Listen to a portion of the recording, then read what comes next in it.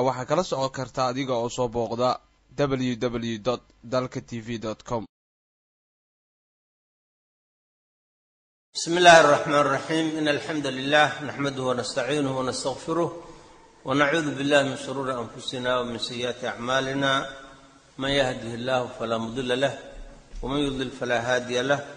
وأشهد أن لا إله إلا الله وحده لا شريك له، وأشهد أن محمدا عبده ورسوله. يا أيها الذين آمنوا اتقوا الله حق تقاته ولا تموتن إلا وأنتم مسلمون. يا أيها الناس اتقوا ربكم الذي خلقكم من نفس واحدة وخلق منها زوجها وبث منهما رجالا كثيرا ونساء،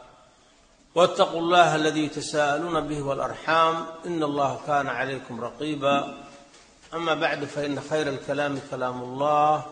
وخير الهدي هدي محمد صلى الله عليه وسلم، وشر الأمور محدثاتها، وكل محدثة بدعة، وكل بدعة ضلالة، وكل ضلالة في النار. رب اشرح لي صدري ويسر لي أمري، اللهم اجعل عملي كله صالحا واجعله وجهك خالصا. أما بعد، dhacdadii ka dhacday shalay magaalada Muqdisho iyo dalka Soomaaliya dad aan Ilaahay ka cabsanayna subxaanahu wa ta'ala, muslimiintana shalay oo taariikhda ahayd afar Soomaaliya shalay afar 2011 bisha Oktoobar 17 Oktoobar 2011. arrintaas horta waxaa weeye runtii waa arrin aad iyo aad fadiica. wax hadday ceeb yihiin ama foolxumo yihiin ama la inkiro caqlan wa sharcan, wax la inkiro sababtoo ah dad muslimiin ah oo dhalaan iyo waalid u badan oo ummaddii u wixii u soo baxayay diin iyo tacliin iyo waxqabadba in sidaas oo kale loo qarxiyo oo loo gubo waa wax Ilaahay subxaanahu wa ta'ala iyo rasuulkiisa diintiisaba ay inkirtay wal ciyaadu billah. xuquuqda saliimka iyo fitraduna ay inkirayso wal ciyaadu billah. waxaasoo runtii waxaa ka ceeb badan inay dad ay sheegteen wadhaa waxa annaga sameeynay oo taxmiid iyo takbiir waxaas lagu qaaday ayaduna waa fadeeca kale. kale dadkaas waxay ku roobayaan sida Ilaahay yiri subxaanahu wa ta'ala, afaman zuyina lahu su'u 'amali fara'ahu hasana fa inna Allaha yudhillu man yasha. wal ka war qof amal xun oo jariima ah loo qurxiyay oo xaq leeyahay magar afaman zuyina lahu su'u 'amali ya shaytaan uu dhumay wa fal hamid ugu dambeys wal ciyaadu billah. أولاً قتل المسلمين إلهي قول كيس أكس لو دلو إلهي قرآن كيس إنكره عذاب مثل أودر أجودي ومن يقتل مؤمنا متعمدا فجزاؤه جهنم خالدا فيها. قفك مؤمنة قف كس أدله جزيه يا أبا المريم تسوى جهنم أقوار. نبينا عليه الصلاة والسلام وحنا شيء لا يزال الرجل في فسحة من دينه ما لم يصب دما حراما. قفك الدين كيس واسع أتاه أنتم نديك حرام كله. وحنا شكل هين قفك أسوأ عاصي قفك حيل قبض لي أي آياتك هذا qofkii muslim dhiigiisa xalaashaday istixlaalkaasi kufri uu keenay wal ciyaadu billah. waliba dad abriyaa oo sabiyaan oo waxda ay ku mutaan aan la arkin istixlaalka kufri uu keenay wal ciyaadu billah. sababta kitaabu ridda waa anakii soo mareynay qofkii shay waajib oo macluum min ad-diin bil darura qofkii inkira أما شيء حرام أو حرام نمديس معلوم من الدين بالضرورة قف الباب أوجيها caamo iyo culumaba ay ka sinan yihiin qofkii xalaalaysta waa gaal walciyaadu billah oo weliba magac diin iyo jihaad ku sheego haddana ilaahay ku mahadinayo waa musiibo aad iyo aad u weyn culummaduna waxay sheegeen sida axmed shaakir iyo dadka ikhtiyaala macnaa gaadmada ku laaya ayagoo dadka muslimiinta dhiigga xalaalaysanaya inay ka khatar badan yihiin oo ka mujrimsan yihiin dadka caadiga ah oo qof aarsi iyo qabiil iyo ku dila sababtoo qofkaasi markuu dembiga gala inuu aasim yahay oo dambaabay waa uu kirsan yahay laakiin kana waa xalaalaysana cibaado ka dhiganaya waa shaytaannimo mid ugu weyn waay walciyaadu billah ilaah kama oga kolley dadkaas waxaa uun ku waajibay oon ku dhihi karnaa sidii gabadhii Zubayr al-Cawaam oo qabay oo ku tiri ninkii Zubayr dilay waxay tiri shallat yadaaka an qatalta musliman حلت عليك عقوبة المتعمد قعنت هذا وقع ينقكته إله قعنت هذا ينقكته لأجل أن قتلت مسلما إن المسلم دي شيء حلت عليك وحاكبوا واجبتي عقوبة المتعمد قف مسلم كس أدل عقوبة ديس وإنه جهنم كوارا سيدا إله أشاغي وأنا كبائرت وحوين وحي الشرك بالله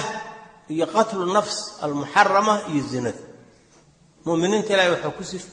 في مركو أماني والذين لا يدعون مع الله إلها آخر قفك إلهي معجيس أن إلهك العابدك ولا يقتلون النفس أن مارك الدلين الذي حرم الله إلا بالحق نفت إلهي حرمي إن حق الود لما حقنا الود لن أبرياء ولا يزنون أن زنيسنهم ومؤمن قفك دبمر مرك أخلاق المؤمن وما يفعل ذلك سدح رامد كمذا نكي سماء ما وضع سماء يلقى أثاما بمعنى عقوبة يكفى السنة عقوبة يأرجو حق الله كتب ولا كل ما يضاعف له العذاب إلهي عذاب كل لابيا ويخلد فيه مهانا إلهي وكوارنا runtii arrinta dhacday qof kasta oo muslina iyo Soomaali laakiin damiir leh arrin ka naxsiiso tii horena waa ku horeeyo dhaqaatiirta ardada lagu dilay waxaana ogaataa ilaahay qofkii diintiisa been ka sheego oo masabit horta ilaahay uu ceebaynay sababtoo ah qof magac jihaad iyo wanaag islaax sheeganay inuu facaa'ilka oo ku socdo markii horaan baniyadiisu ikhlaas iyo khayr aysan ku jirin ilaahay baa marka fadeexeeyay oo beentooda ka shifay subhanahu wa ta'ala ilaahina xalay walaa yahiqul makru sayyi illa bi ahli makriga iyo hagarta iyo qiyaanada xun qofku ku caay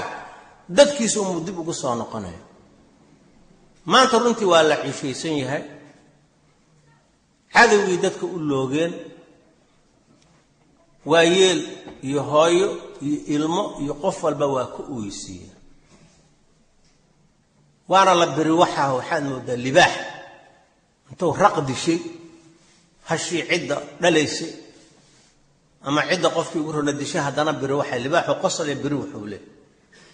waxay xal idaacada ay ka sheeganayeen hada waa libaax intuu raglaay ama geeli laay